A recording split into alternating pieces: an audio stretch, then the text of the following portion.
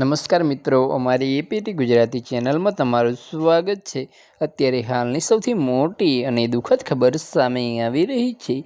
મસ્જિદ પર મોટો ડ્રોન હુમલો કર્યો તો આની વિગત પર વાત કરવામાં આવે તો જેમાં 43 લોકો માર્યા ગયા।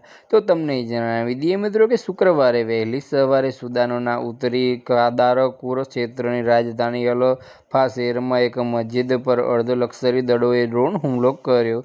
તો આની વિગત પર વાત કરવામાં આવે તો તમને જણાવી દઈએ મિત્રો કે જેમાં 43 નાગરિકો માર્યા ગયા। 43 નાગરિકો માર્યા ગયા। તો આની વિગત પર વાત કરવામાં આવે તો તમને જણાવી દઈએ મિત્રો કે આ હુમલાને કારણે મસ્જિદના પરિસરમાં અરાજકતા અને ચીસો પડી ગઈ। તો આની વિગત પર વાત કરવામાં આવે તો એક સ્થાનિક તબીબી જૂથે દાવો કર્યો હતો કે આ હુમલો આરએસએફ એક અર્ધલશ્કરી દળ દ્વારા કરવામાં આવ્યો હતો। તો બસ આજ માટે આટલું જ નહીં। મારી યુટ્યુબ ચેનલ પર નવા હોય તો લાઇક, શેર અને સબસ્ક્રાઈબ કરી દેજો। ધન્યવાદ।